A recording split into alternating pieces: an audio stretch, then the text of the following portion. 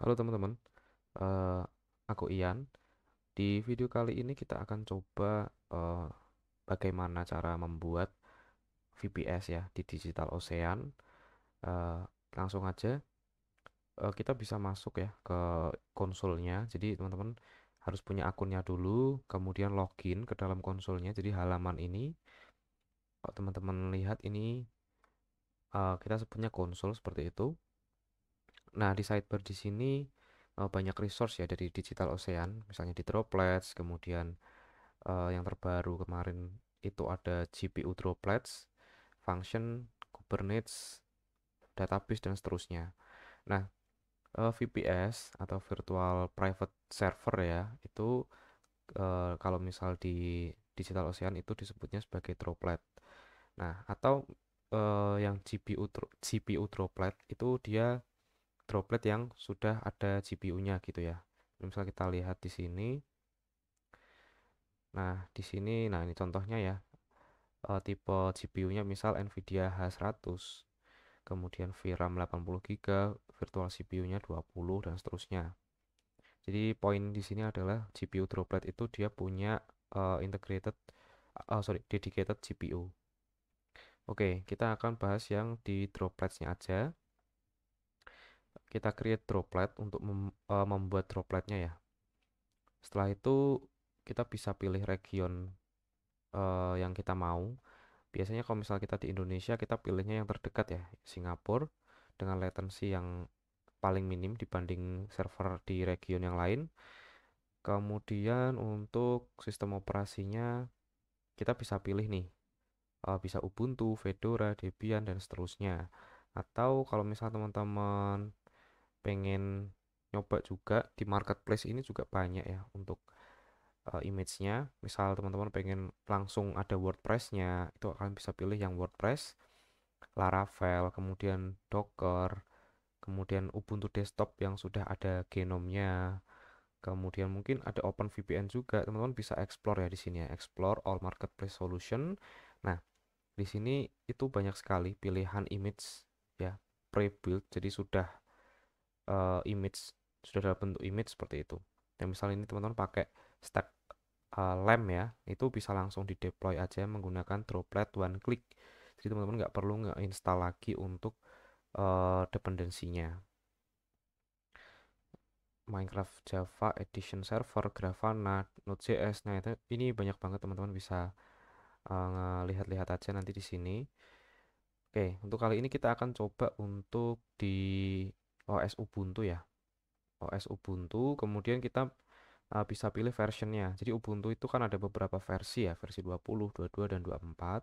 Dan AI ML ini aku kurang begitu paham juga, cuman biasanya aku pakai yang 20 ke atas ya, entah itu 20.04, 22.04, atau 24. Untuk LTS sendiri dia itu long term service ya, jadi dia lebih lama umurnya.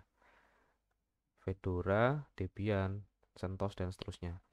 Nah, kita tentukan aja untuk case di kali ini kita akan coba pakai Ubuntu versi 24 ya, 24.04 LTS yang terbaru. Kemudian untuk ini droplet tipe dan size-nya ini teman-teman bisa pilih yang paling basic, general purpose. Nah, ini teman-teman bisa ini ya, baca di sini deskripsinya. Jadi kalau yang basic itu mix memory dan compute resource. Jadi ini purpose-nya jelas di sini, best for small project that can handle variable levels of CPU performance seperti blog, web apps, kemudian dev or test environment. Nah, ini kan shared ya. Jadi CPU-nya itu shared dengan orang lain seperti itu. Nah, untuk dedicated itu pricingnya ada di sini ya, teman-teman bisa cek. Nah, ini ada deskripsinya, teman-teman bisa baca. Ada yang general, kemudian ada CPU optimize, kemudian memory optimize, storage optimized. Jadi perbedaan antara CPU, memory, dan storage itu adalah jika CPU optimize itu biasanya CPU-nya itu eh, lebih besar ya, atau lebih dioptimalkan di CPU-nya, lebih dimaksimalkan di CPU-nya. Begitu juga di memori dan juga storage. Contoh kasusnya adalah misal di CPU itu kita bisa gunakan VPS tipe ini ya, CPU optimize itu untuk service-service yang memiliki CPU bound ya. Artinya membutuhkan CPU yang kencang seperti itu. Kemudian untuk memori optimize, kalau misal kita lihat di CPU sini kan mungkin RAM-nya 4, CPU-nya 2, dan seterusnya ya. Kita bisa lihat RAM-nya nggak terlalu besar ya di paket paling bawahnya. Tapi kalau misalnya di memori itu kita bisa lihat di sini langsung paket paling bawahnya itu langsung dapat RAM-nya itu 16 GB gitu. Karena dia memang dioptimiskan atau dimaksimalkan untuk memori atau RAM. Contohnya untuk teman-teman pengen ngedeploy VPS untuk Redis, karena Redis kan dia disimpannya di dalam RAM ya atau in memory database. Nah, itu bisa pakai yang memory optimized. Kemudian untuk storage optimized ini bisa kita gunakan untuk nah ini ada contohnya juga ya untuk database. NoSQL database, misalnya MongoDB atau Elasticsearch atau time series atau Postgres seperti itu, teman-teman bisa pilih yang storage optimized. Karena di paket paling bawahnya itu kita bisa lihat langsung dapat 300 GB ya untuk storage-nya. Ini teman-teman juga bisa baca-baca lah di sini. Kemudian untuk setiap tipe ya, setiap tipe yang dedicated itu teman-teman juga bisa pilih tipe CPU-nya mau yang Intel atau premium Intel seperti itu. Kemudian apa lagi ya?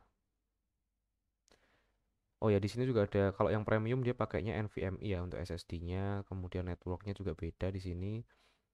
Kalau yang ini CPU teman-teman juga bisa pilih sama, memori sama, storage juga sama. Nah, untuk basic ini sendiri pilihannya nggak terlalu banyak ya. Kita pilih yang basic aja. Untuk wilayahnya ada reguler, itu bedanya dia pakai SSD biasa. Untuk premium Intel itu pakai SSD NVMe. Premium AMD itu prosesornya AMD tapi disknya itu NVMe ya SSD-nya. Untuk pricingnya nggak terlalu beda jauh lah. Cuman kalau di reguler biasa paling murah itu ada di $4 per bulannya ya dengan spesifikasi 500 MB RAM, kemudian satu CPU, 10 GB SSD dan 500 GB data transfer. Nah, di contoh kali ini kita akan coba bikin satu ya yang reguler yang paling murah aja ini. Kita pilih reguler $4 per bulan. Kemudian di sini teman-teman bisa nambahkan volume juga ya nanti di VPS-nya.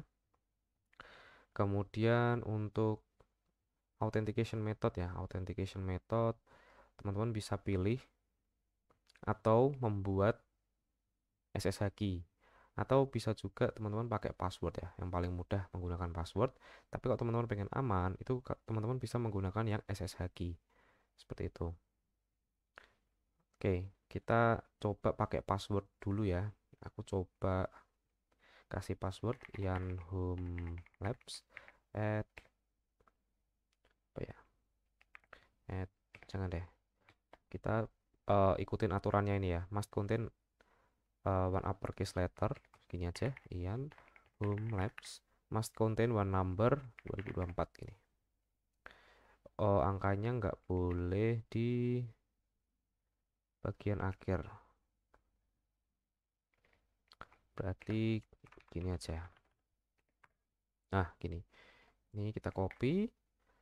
Oke, semuanya sudah oke. Nah, teman-teman bisa nambahkan juga ya nanti untuk add-onnya, misal monitoring matrix dan juga manage database. Cuman ini kita abaikan dulu. Nah, ini bagian paling akhir kita mau bikin berapa. Jadi sekali setup ini teman-teman bisa langsung bikin banyak droplet ya. Misal butuh 5 gitu. Itu bisa.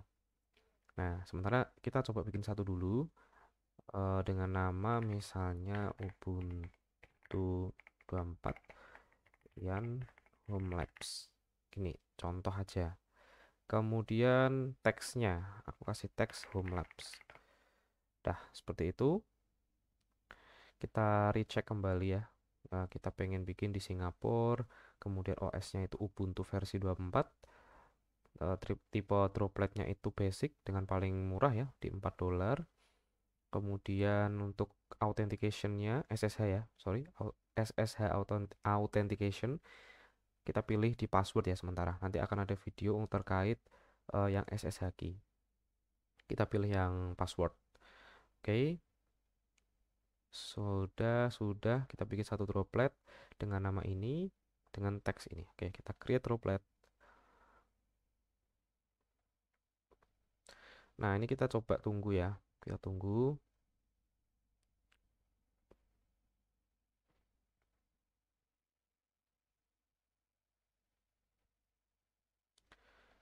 Nah, misalnya kita klik di sini, itu banyak keterangannya ya di sini ya. Namanya apa, kemudian di project apa, spesifikasinya seperti apa, sampai ke IP public, kemudian private IP versi 6 dan seterusnya. Nah, ini kebetulan udah selesai. Kita refresh dulu coba ya.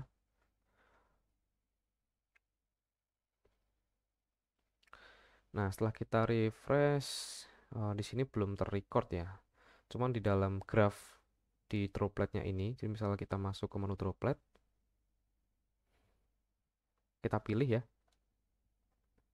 Nah, di sini ada monitoring terkait bandwidth, CPU usage, disk I/O dan seterusnya ya. Oke, ini masih kosong ya karena masih baru. Kemudian untuk mengaksesnya si VPS ini ada beberapa cara. Teman-teman bisa langsung pakai ini, pakai konsol dari webnya ya. Ini bisa teman-teman coba klik aja di launch droplet console. Nah, ini kita tunggu. Nah, sudah connect. Oke, ini kita sudah masuk ke dalam VPS yang kita buat. Jadi misal kita apa ya, pengen tahu IP-nya, curl.iden.me. Nah, IP-nya itu 188.166.188.27 ya, sama dengan ini ya, teman-teman. Itu IP-nya, kemudian kita lihat spesifikasinya. Nah, di sini kita bisa lihat CPU-nya masih di bawah 1% dan RAM yang terpakai 130 MB gitu. Oke, mungkin itu sih untuk cara menggunakan droplet console. Nah, cara yang biasa saya lakukan itu adalah menggunakan SSH client ya. SSH client itu untuk di sistem operasi Windows itu bisa menggunakan PuTTY atau di Linux atau ya Linux apapun itu biasanya sudah ada SSH-nya gitu teman-teman.